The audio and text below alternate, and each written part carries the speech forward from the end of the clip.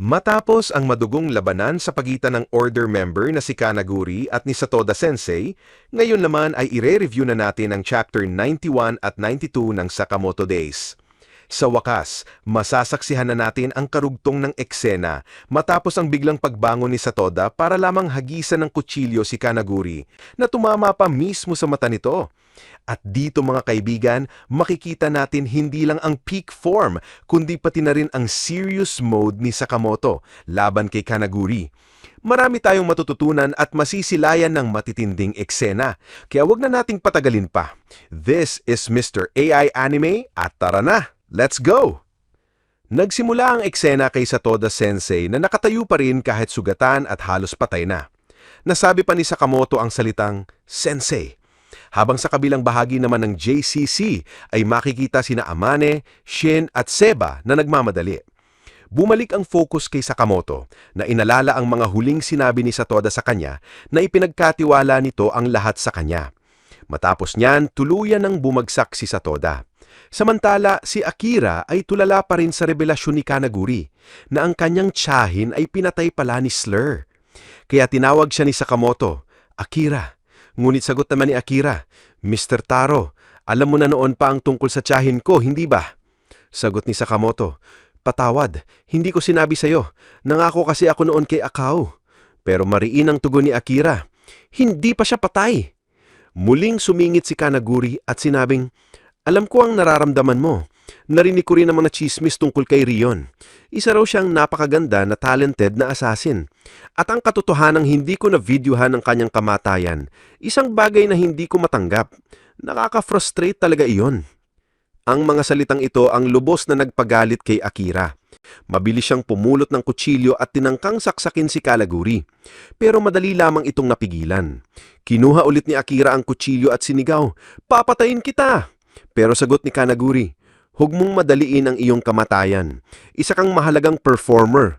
Pero, teka, paano kung mawalan ka ng isang braso? Mas magandang sigurong karakter ang isang babaeng assassin na may iisang braso lamang. Agad na inatake ni Kanaguri si Akira at muntik na itong putulan ng braso. Buti na lang ay dumating si Sakamoto at nasalo ang atake gamit ang isang bagay. Naikanggulat ni Kanaguri. At ang ginamit na panangga ni Sakamoto ay walang iba kundi ang kamera ni Kanaguri mismo. Nang makita yun ni Kanaguri, bigla itong nagalit ng husto. Walang hiya ka! Kamera ko yan! Hindi ko pa nga nakukuha ang tape na nandyan. Ang dami kong magandang material dyan! Habang sumisigaw sa galit, bigla siyang kumalma.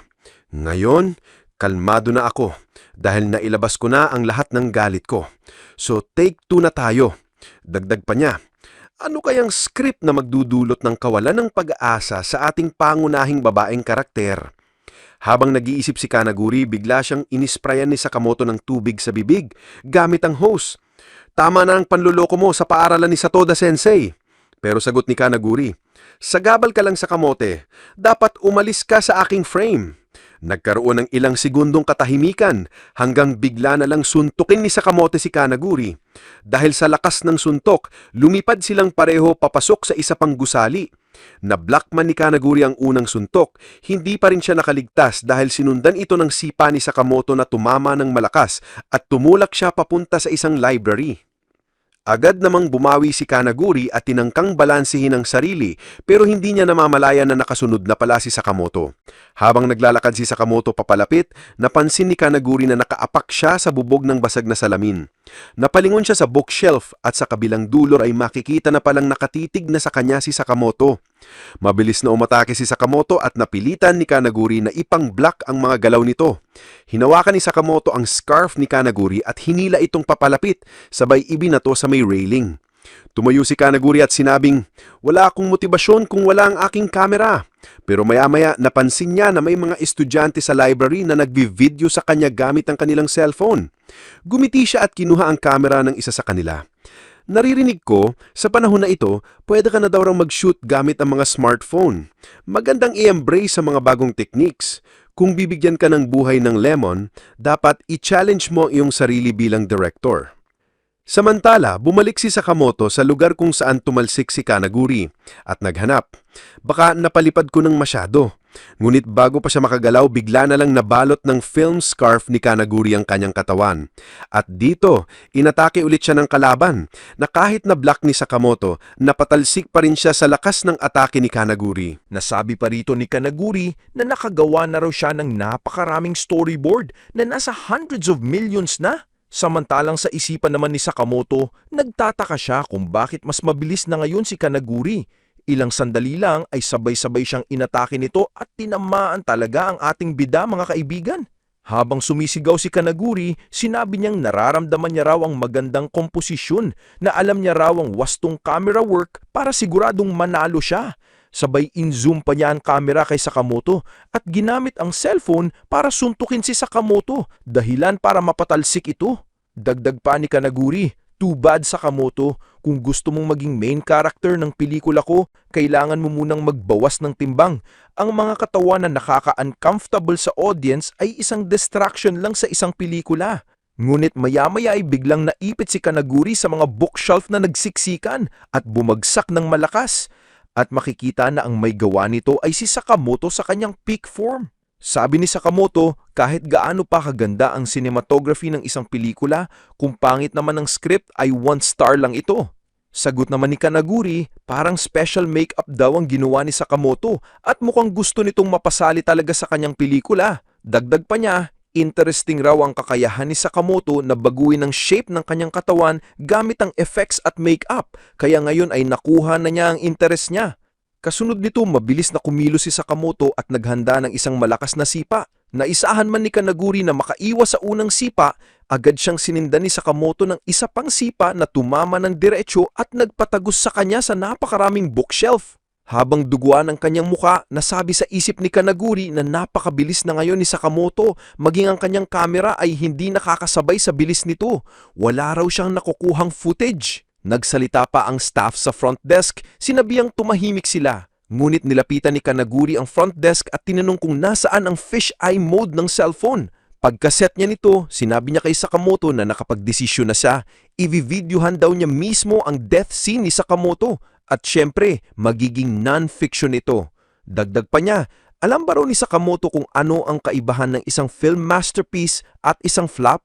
Sumagot si Sakamoto, kaya naglabas pa ng isa pang kamera si Kanaguri at sinabing ang pinagkaiba lang ay kung siya ba ang nagfi-film o hindi. Dito na muling naghanda si Sakamoto. Kasunod na panel, lumipat ang eksena sa team ni Shin na nasa kabilang side lang. Hinahabol sila ngayon ng mga estudyanteng kontrolado ni Club Jam. Sabi ni Shin, ano bang problema ng mga zombies na ito? Paulit-ulit naman sinasabi ng mga estudyante, wasakin ang database, wasakin ang database. Kaya sabi ni Shin, bakit ba palaging poor vocabulary ang mga zombies? Sagot naman ni Seba, kung hindi raw sumablay si Shin kanina, hindi sila mauuwi sa ganitong sitwasyon. Kaya bumalik tayo sa ilang minuto ang nakalipas, nadaanan kasi ni Shin ang mga estudyante. Nagulat sila dahil parang ang weird ng kilos ng lahat at nagmamarch pa. Simula raw nagkaroon ng isang kakaibang broadcast. Dito nasabi ni Shin na kalimutan na muna nila ang mga estudyante at kailangan nilang mas-secure ang database. Nang mabanggit niya ang salitang database, narinig ito ng mga estudyante at sabay-sabay na umulit ng database, database. Kaya nagsimula silang habulin si Shin. Balik sa present, sabi naman ni Amane na dalawa ang kalaban nila ngayon. Ang isa raw ay hypnotist na naapektuhan pa siya kanina. Sagot ni Seba, interesting dahil mukhang nagre-recruit sila ng ex ng fighters on-site. Maya-maya ay pinagbabaril sila ng mga estudyante, kaya huminto si Shin at sinabing, lagi nating nakikita ang hypnosis sa TV, pero alam naman nating lahat na acting lang iyon. Sabay suntok niya sa isang poste at ang mga tipak ng semento ay tumama sa ulo ng ilang estudyante. Nagulat dito si Amane dahil ang mga tinamaan ng bato ay bumalik na sa kanilang sariling senses. Pero kahit gaon, marami pa ring humahabol sa kanila. Sabi ni Shin, mas lalo pa raw silang dumadami at parang wala itong katapusan. Maya-maya pa, ay napansin ni Amane na biglang umatake ang isang estudyante. Kaibigan pala niya noon sa dorm. Habang binablak niya ang atake, napansin naman ni Shin at nasabi niya na bakit daw napaka-passive ni Amane pagdating sa pagtaboy sa mga ito. Sagot naman ni Amane na kaibigan niya kasi ito. Kaya nang sabihan siya ni Shin na wala na silang oras para sa ganitong sitwasyon, bigla silang napunta sa side railings at nahulog. Buti na lang nasagip sila ng janitor, gamit lamang ang panlinis nito.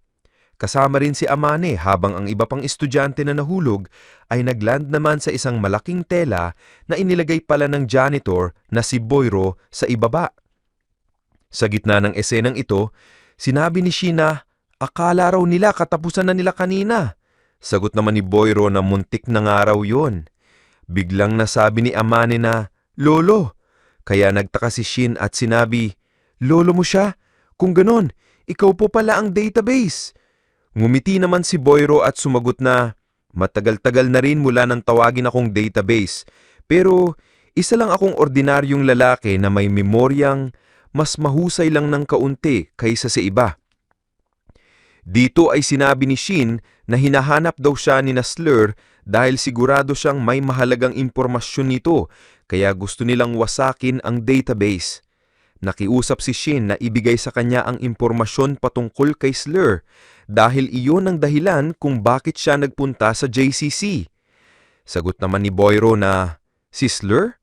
Oo, totoo, alam ko ang sekreto ni Usuki, pero hindi ko alam kung magiging useful ba para sa iyo ang impormasyon na ito." Sabi ni Shin na hindi na mahalaga kung useful man o hindi, basta ibigay lang ni Boyro ang impormasyon. Kaya ngumiti si Boyro at biglang naglabas ng baril. "Oo, sasabihin ko sa'yo, pero bago muna yon, tulungan mo muna akong paalisin sila rito sa JCC." Nagulat si Amane at sinabi, "Lolo, dapat magtago ka. Ikaw ang hinahanap nila rito. Delikado na. Masyado ka ng matanda." Pero hindi pa siya natatapos ay biglang binaril ni Boyro ang mga estudyanteng papaatake kay Amane. Nagulat sina Shin at Amane, ngunit ipinaliwanag ni Boyro na, "Amane, may sasabihin ako sa iyo. Ang mga taong hinuhusgaan ang iba base lamang sa kanilang itsura. Sila ang mga taong tunay na nagtatagal sa mundong ito." Doon lang nila napansin na ang mga estudyanteng tinamaan ay hindi pala patay, kundi natutulog lamang. Ang ginamit pala ni Boyro ay isang fake gun. Sinabi naman ni Shin kay Boyro na kung matatalo nila ang mga kalaban, dapat niyang sabihin ang lahat tungkol kay Slur. Sagot naman ni Boyro na, "Oo, kung makakasurvive tayo." Kaya sabi ni Shin, "In that case, ang una nating gagawin ay..." Pero naputol siya at nagtaka, "Teka, nasa na ba si Seba?" Sa broadcasting room pala ay makikita si Club Jam na biglang nag-appear sa likuran ni Seba. Agad nitong tinanong, "Tama ako, nandito ka pa sa broadcasting room. Pero, sino ka ba?" Sagot ni Seba, "Inaalagaan mo ang kapatid ko, di ba? Nasaan si Mio, Seba?" Ngumiti si Club Jam at sagot, "Anong makukuha ko kung sasagutin ko yan?" Sagot naman ni Seba, "In exchange, sasabihin ko sa iyo kung nasan ang database." Nagkaroon ng deal si Seba at si Club Jam. Ibig sabihin, nagpunta pala si Seba mag-isa para makipagsundo sa kalaban. Ngayon, ano kaya ang kapalaran ni Shin at ng database na si Boyro kung ibubulgar ni Seba ang kanilang kinaroroonan? Sa susunod, isang thrilling na bakbakan ang masasaksihan laban kina Club Jam kung saan masusubukan ang determinasyon ng kanilang grupo pagdating sa pakikipaglaban. At dito na muna natin tatapusin ang video sa huling panel na ito, mga kaibigan. Kung nagustuhan nyo ang video, keep tuned for more uploads like this. Maraming salamat! This is Mr. I Anime and see you guys again on my next video.